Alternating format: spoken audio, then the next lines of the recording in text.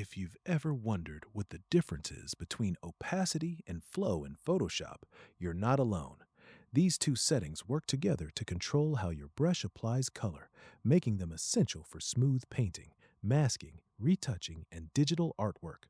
Opacity controls the maximum transparency of each brush stroke. For example, if you set the opacity to 50%, every stroke you paint will be limited to 50% visibility, no matter how many times you paint over the same area, unless you release the mouse and start a new stroke.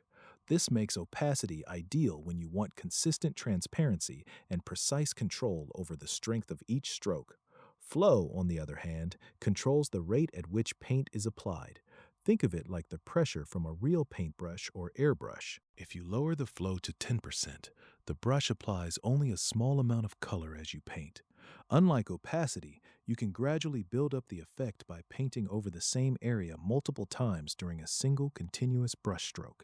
This creates much smoother transitions and more natural-looking edits, especially when blending colors, dodging and burning, or painting on layer masks. To see the difference, select the Brush tool and look at the options bar at the top of Photoshop. You'll find both the opacity and flow settings. Try setting the opacity to 100% and the flow to 10%. As you paint, you'll notice the color slowly builds up the longer you keep your brush over the same area, giving you much finer control. Now try setting the flow to 100% and lowering the opacity to 30%. This time, each brush stroke is instantly applied at 30% opacity, and it won't become darker until you release the mouse button and paint another stroke. Using opacity and flow together gives you the best of both worlds. Many professional Photoshop users keep opacity at 100% while lowering the flow for smooth, gradual edits. Others lower the opacity when they need a fixed level of transparency.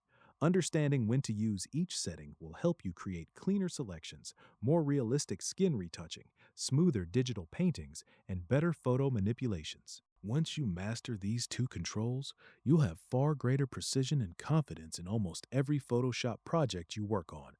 Thanks for following this tutorial, and be sure to check out more Photoshop tips and tricks to continue improving your editing skills.